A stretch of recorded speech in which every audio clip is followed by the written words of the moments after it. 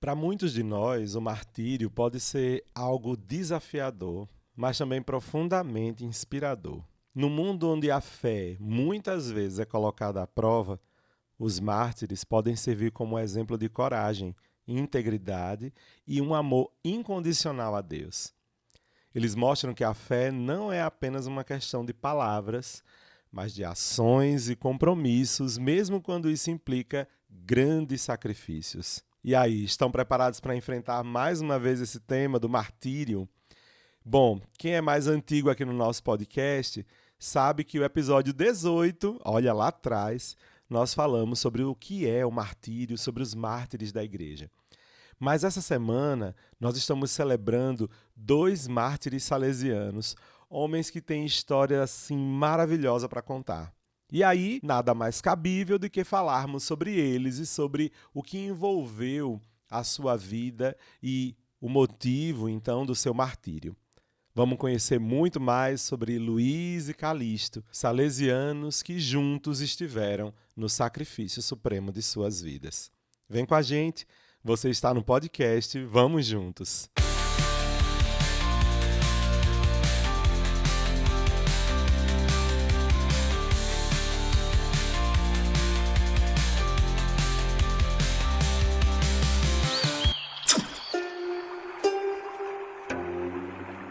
Olá, minha gente, sejam todos bem-vindos e bem-vindas a mais essa edição do nosso podcast Vamos Juntos. Eu sou o Padre Neto, salesiano de Dom Bosco, e com muita alegria venho aqui compartilhar com vocês mais um tema maravilhoso e que está muito atual e que eu acho que pode ser bastante interessante para a sua história, para a sua vida de fé, nesse espaço em que a gente cresce na fé, aprende, se desenvolve, que é o nosso podcast. O tema do nosso episódio de hoje é muito interessante.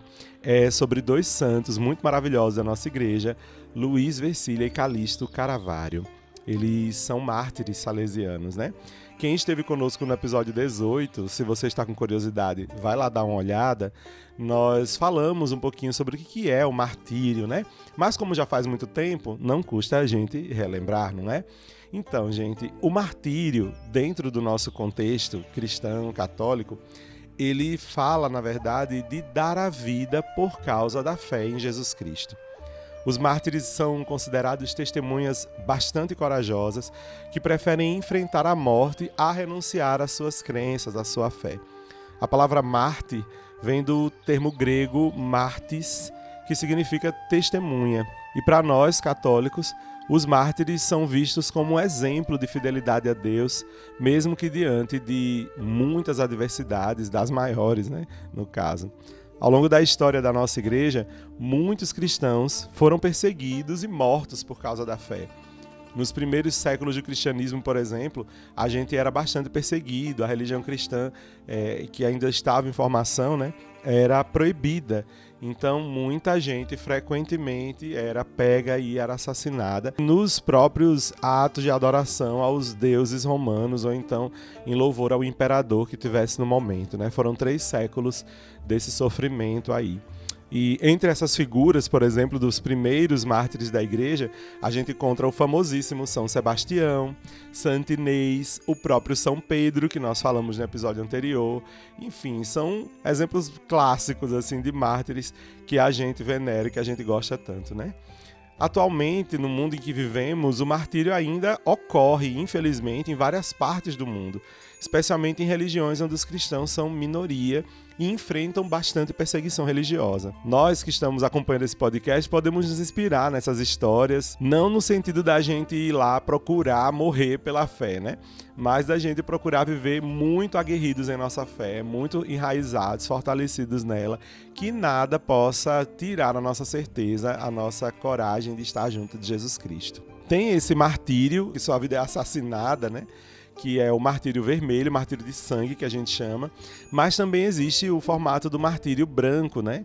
Que é o martírio do cotidiano, gente, que a gente vai todos os dias enfrentando aí os contravalores, enfrentando aí às vezes os valores, antivalores na verdade, né, do mundo atual, que às vezes nos impele a uma vida totalmente contrária ao que é a proposta do cristianismo, por exemplo, que é uma vida de comunidade, de doação, de partilha, de igualdade social, e que a gente vê que o mundo, os valores do mundo, principalmente no quesito econômico, vem dizendo tudo contrário, né? Sendo uma barreira para a gente poder viver a fraternidade de verdade, né?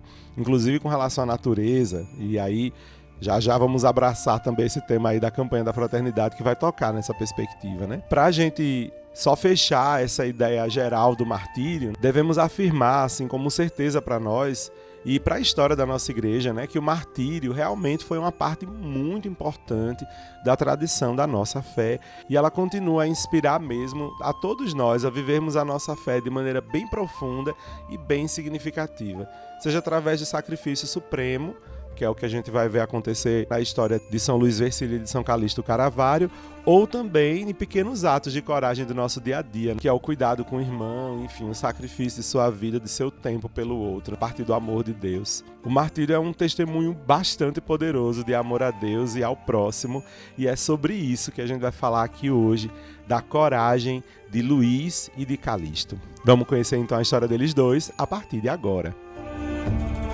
O dia 25 de fevereiro marca o aniversário do martírio do bispo Luís Vercília e do padre Calixto Caravaggio, que são missionários salesianos que viveram em solo chinês. Luís Vercília e Calixto Caravaggio foram duas pessoas muito diferentes em vários aspectos, mas eles foram unidos por um grande zelo apostólico, e o seu último ato de amor puro em defesa da nossa fé e da pureza de 3 meninas da China. Vamos conhecer então agora um pouquinho da história do Dom Luís Vercília, que era bispo.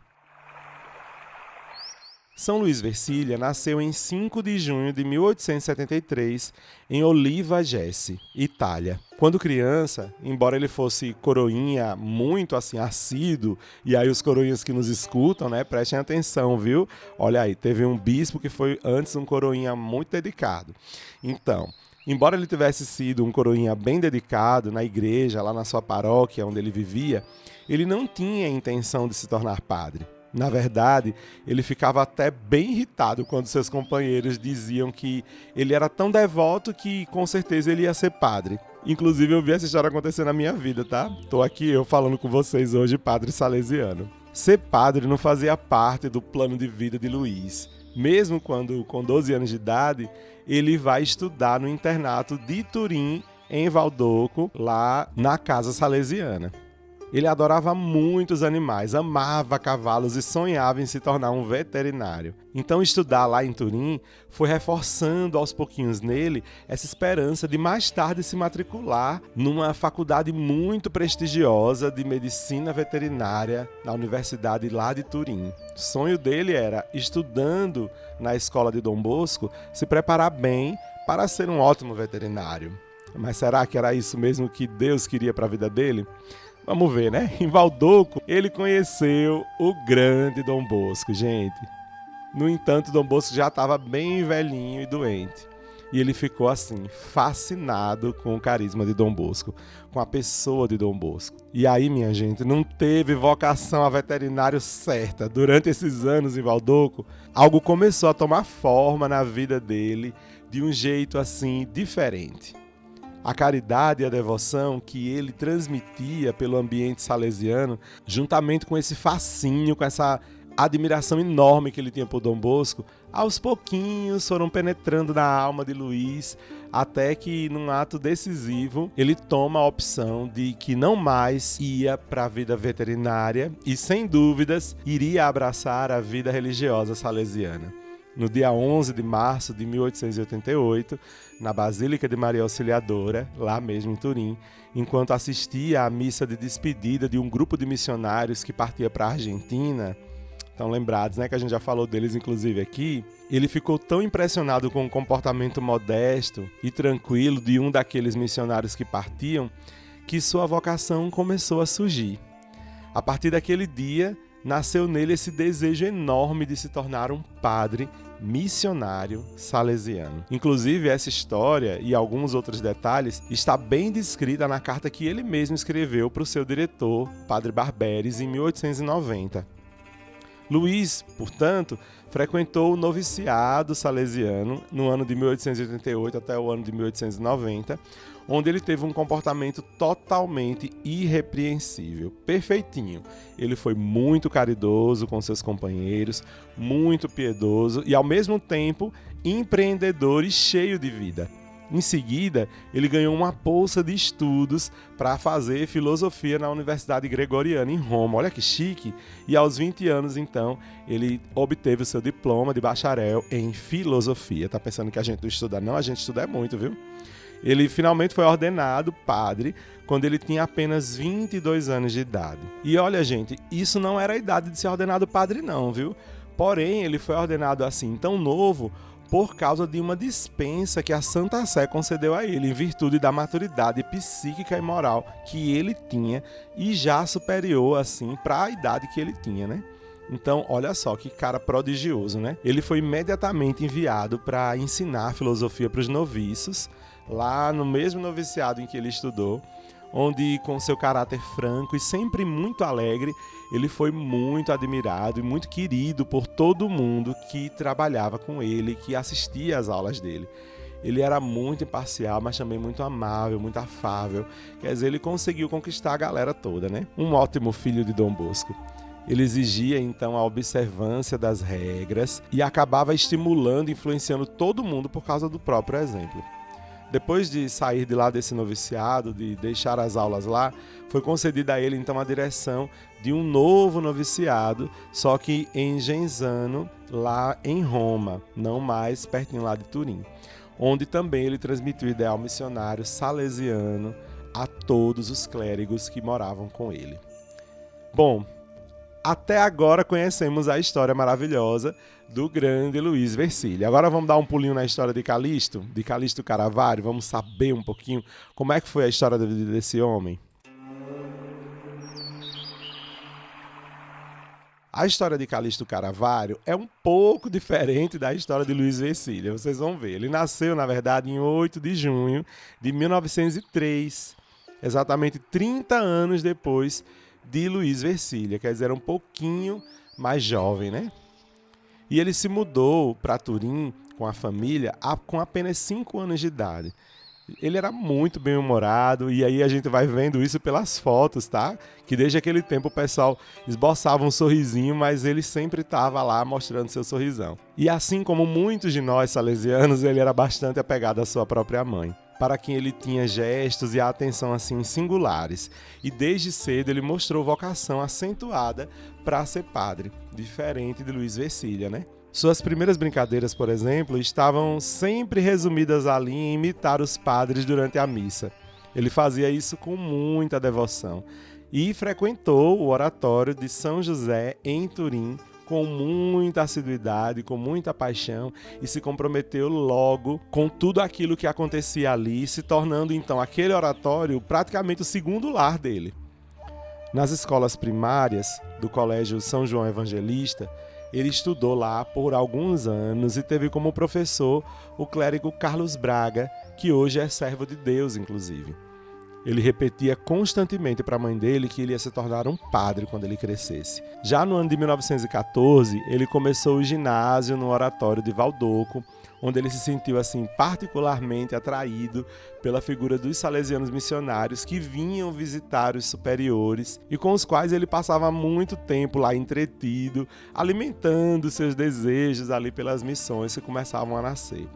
4 anos depois, 1918, ele começou então o seu noviciado, inclusive no mesmo lugar que Dom Luís Versilia fez o seu noviciado, em Folhizo, e fez os seus votos religiosos no ano seguinte, 1919. Ele frequentou o oratório de São Luís, no qual vários jovens se interessaram para ser padres, inclusive, lá por causa desse oratório aí. O que é que acontecia por lá, hein?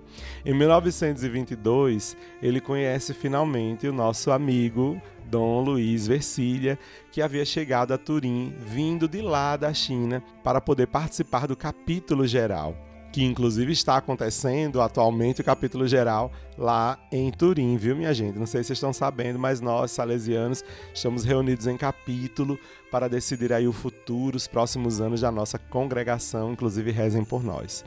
Bom, na conversa com Dom Luiz Vercília, ele expressou seu forte desejo em segui-lo na missão. Os superiores, porém, não permitiram que ele realizasse esse sonho, porque isso ia fazer com que ele interrompesse seus estudos para se formar como um bom padre, né? Mas Calixto garantiu a Vercília o seguinte: Excelência, o senhor verá que serei fiel à minha palavra.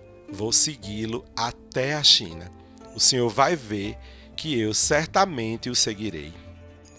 E no ano seguinte, por meio do grupo dos missionários que partia para a China, ele enviou uma carta ao padre Braga, missionário em Xiuxiao, pedindo que ele preparasse um lugarzinho para ele lá na China. Gente, olha a coragem de Calixto. Menino novo, mas cheio de sonho. Muito bonito, né? E aí, quem é corajoso por aí, corajosa por aí que está escutando esse podcast, hein? Tá se identificando com esses dois? Então vamos embora conhecer mais. Bom, eles tiveram experiências missionárias bem diferentes, mas todas essas experiências foram bastante unidas pela sua dedicação total ao próximo e pela conquista do afeto e do apego dos jovens. Padre Vercília manteve vivo seu ideal missionário ao longo de vários anos, e a oportunidade de partir para a missão surgiu em 1906. Falei Padre Vercília, Dom Luiz Vercília, porque na época ele ainda era padre, viu, gente? E aí, então, o reitor-mor dos salesianos, em 1906, após algumas negociações com o bispo de Macau, nomeou Vercília como chefe de uma expedição missionária para aquele lugar. Uma colônia portuguesa na costa sul da China, era o lugar que abrigou essa primeira comunidade salesiana que partiu para lá. E eles tinham a missão de, além de cuidar daquele povo, dirigir e administrar um orfanato que tinha naquele lugar.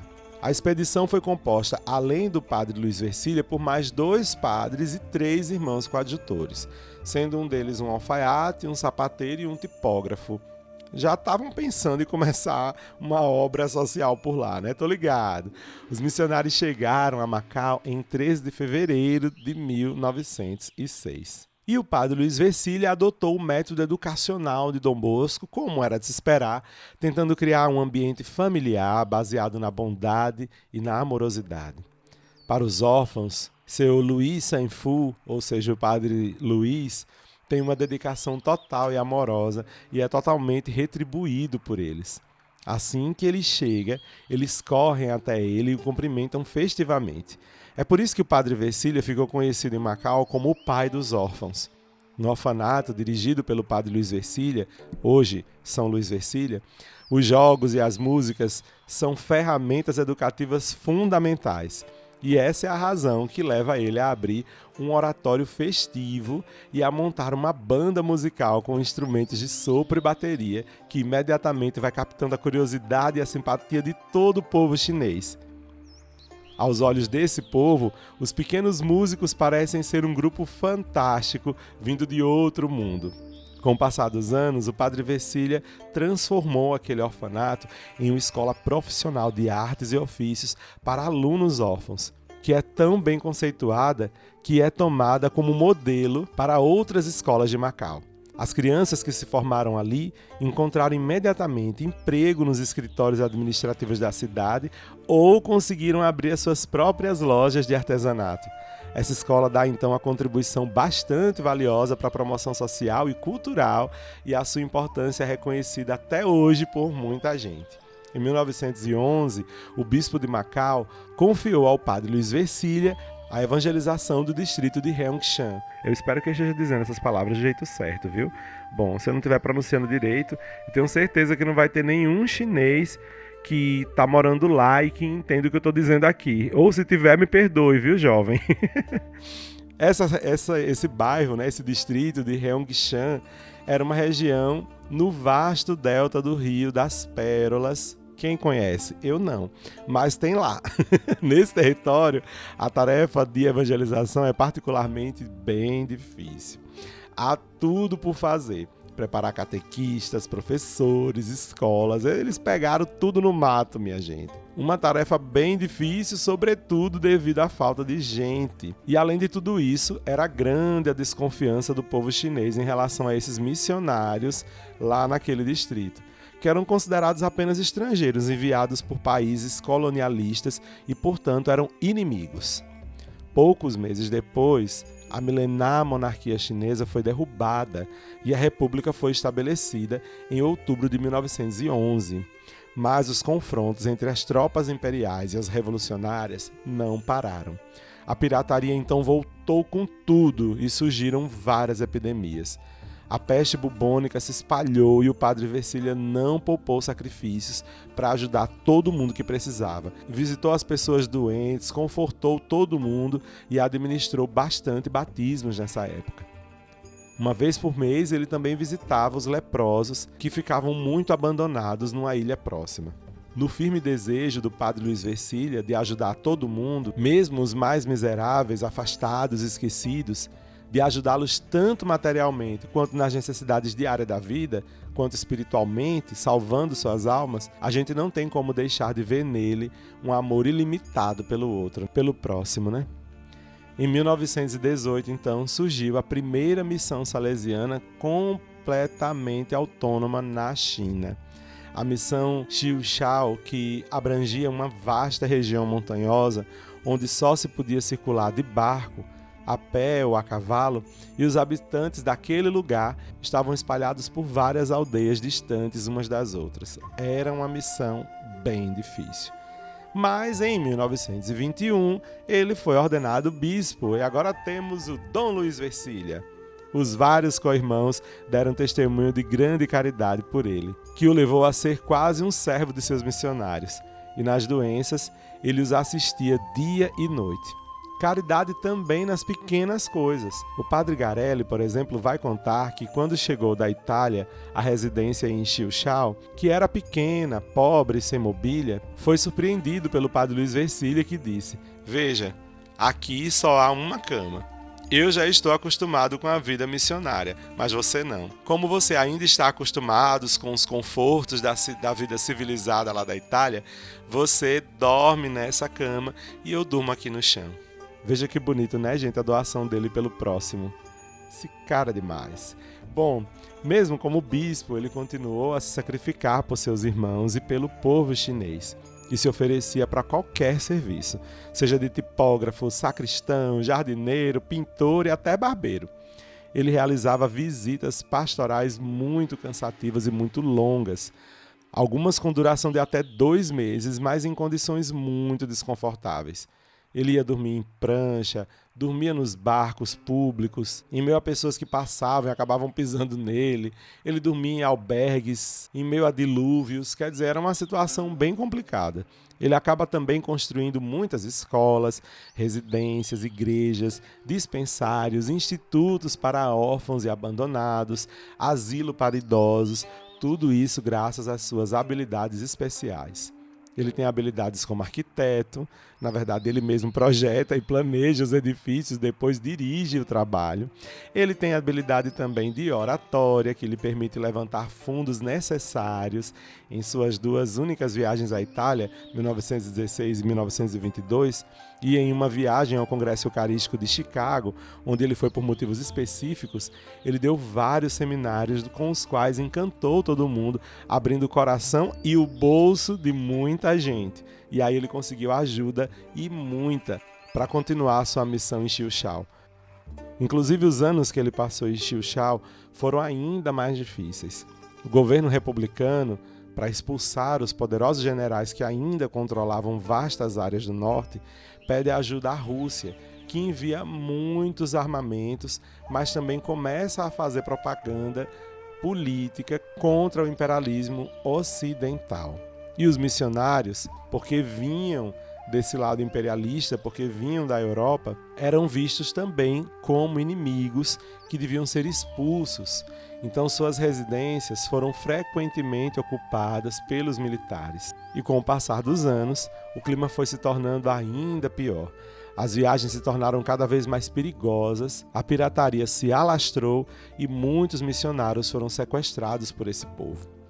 O bispo Dom Luiz Vercília fez todo o possível para defender as residências e as pessoas em perigo e disse também: se for necessária uma vítima para o vicariato, peço ao Senhor que me leve. Olha que bonito, né?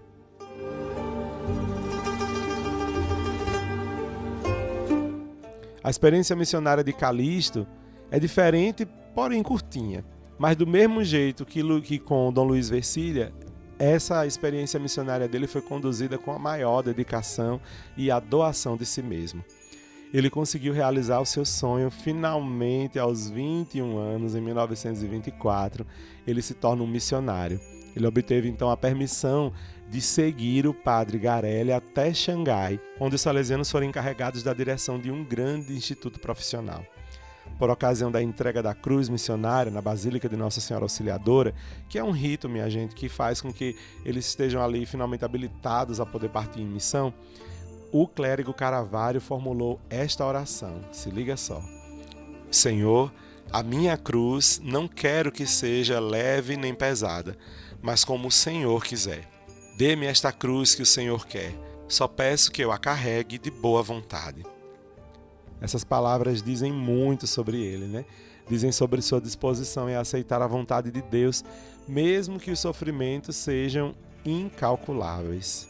Caravaggio, portanto, chegou a Xangai em 1924, ainda nesse mesmo ano, e, além de estudar chinês, já que ele ia fazer missão no meio desse povo, foi encarregado também de uma enorme quantidade de trabalho. Olha, gente, parece que antes e hoje a coisa continua a mesma. O cuidado completo, 24 horas por dia, de 100 órfãos, a escola de catecismo, a preparação para o batismo e a confirmação e a animação de recreações. Perseguindo seu ideal de se tornar padre, ele começou também a estudar teologia com grande serenidade. Tá mole ou quer mais? Em 1927, ele teve a ideia de deixar Xangai devido à eclosão da Revolução e foi enviado para a distante ilha de Timor, uma colônia portuguesa no arquipélago indonésio. Eclesiasticamente era independente do bispo de Macau.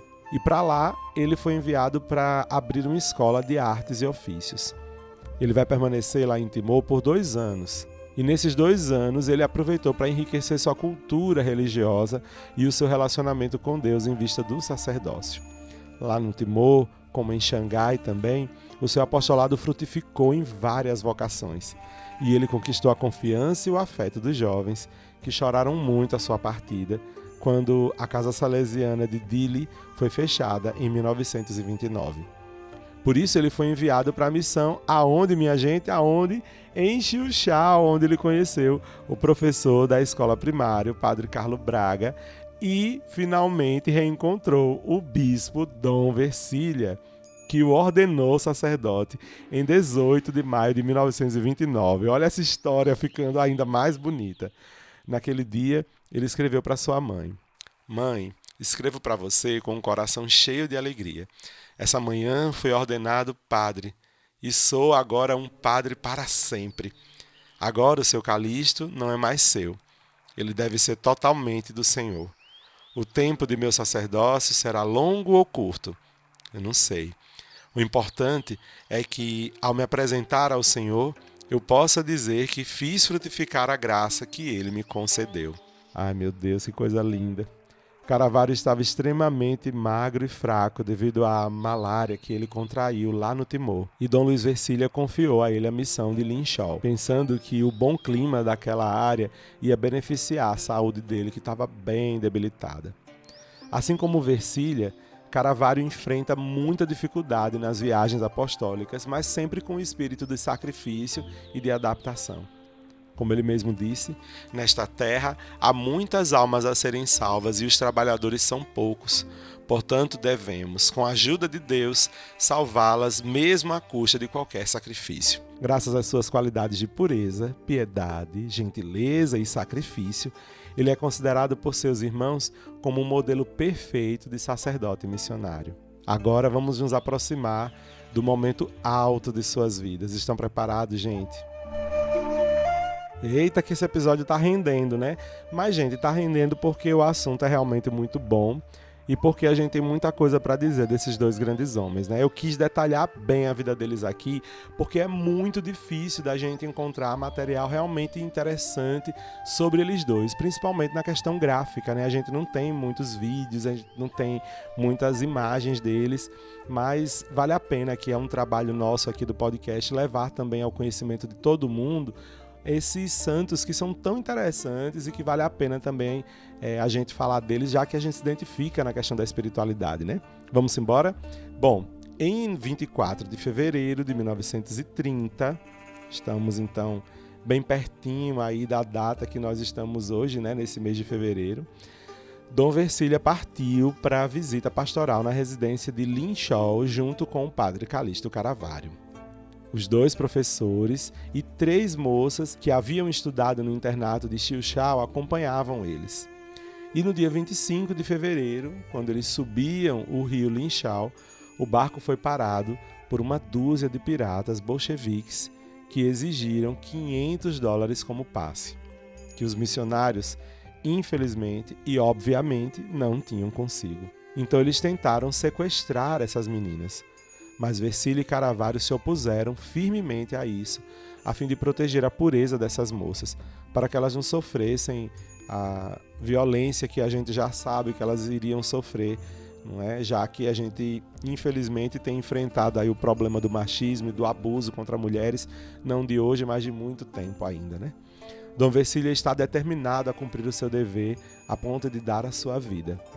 Ele disse: "Se for necessário morrer para salvar aquelas que me foram confiadas, eu estou pronto." Então os piratas os atacaram, insultando a religião católica, e os espancaram brutalmente. Em seguida, eles os levaram para um matagal, atiraram neles e estraçalharam seus corpos. As moças foram libertadas alguns dias depois pelo exército regular e vão testemunhar a serenidade com qual os 2 missionários morreram. Luís e Calixto se sacrificaram para defender a fé e a integridade do corpo dessas 3 jovens. Aqueles que os conheciam testemunharam que a força de vontade e o apego a Deus permearam toda a vida desses 2 grandes homens de um jeito heróico, e que o zelo deles pela salvação das almas era especialmente singular. E o que a gente aprende disso é que a santidade desses homens foi sua conquista diária, e o seu martírio, então, constituiu a coroação dessa entrega a Deus. Essa pesquisa que eu fiz aqui está toda baseada num texto da doutora Joana Bruni, que escreveu, né, boa parte do que eu trouxe aqui para vocês. Gente, é um podcast bem longo esse episódio dessa semana, mas a história desses 2 homens vale a pena ser contada. A coragem deles 2 em proteger essas jovens é inspiradora e com certeza admirável. A gente, infelizmente, ainda vem enfrentando muitos momentos de abuso, de maus tratos em relação ao corpo feminino, à figura da mulher. E eles 2 protegeram essas 3 jovens, e a fé que eles tinham em Deus foi a motivação de tudo isso. Veja que bonito, veja que interessante a gente observar essa perspectiva, né? Quando a gente tem fé de verdade, a gente pode enfrentar tudo, mesmo que enfrentar a morte, para salvar nem que seja uma vida sequer. Assim disse também, em outras palavras, Jesus, né? Que como bom pastor, ele ia atrás, mesmo que fosse de uma ovelha, e daria a vida para salvá-la. É isso que acontece, então, na vida desses 2 homens. Eles protegeram essas vidas e hoje são considerados santos. Inclusive foram canonizados no ano 2000 por São João Paulo II, um outro santo, né? Olha que massa.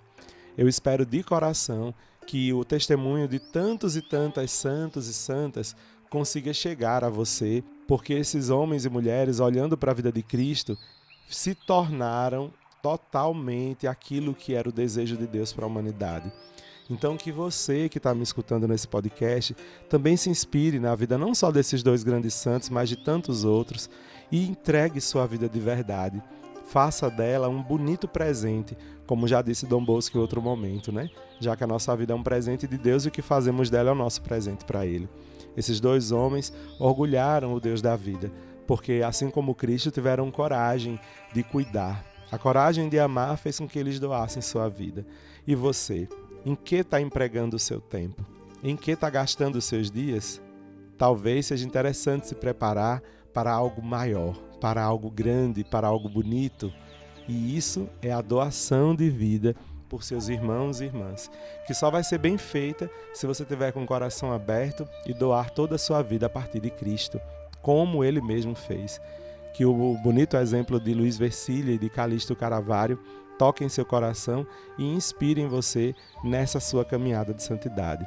E que São Luiz Vercilli e Calixto Caravaggio intercedam sempre por nós. Vamos terminar esse nosso episódio fazendo uma oração junto com eles, não é? Vamos embora. Em nome do Pai, do Filho e do Espírito Santo. Amém. Deus eterno e todo-poderoso, vós destes aos mártires Luiz Vercilli e Calixto Caravaggio a força de lutar até a morte para anunciar o Evangelho e defender a justiça. Concedei-nos a nós, vossos filhos e filhas, que, imitando seu exemplo, vivamos sempre com fé perseverante e caridade rica em obras. Por nosso Senhor Jesus Cristo, vosso Filho, que é Deus, e convosco vive e reina, na unidade do Espírito Santo, por todos os séculos dos séculos. Amém. Deus continue te abençoando, trazendo sobre você a coragem da fé, em nome do Pai, e do Filho, e do Espírito Santo. Amém. Nos encontramos então no próximo episódio. Espero que sim, hein? Tomara que esse exemplo mude muito sua vida e contribua bastante com a sua santidade. Até a próxima vez que a gente se encontrar aqui em mais um episódio do nosso podcast. Vamos juntos!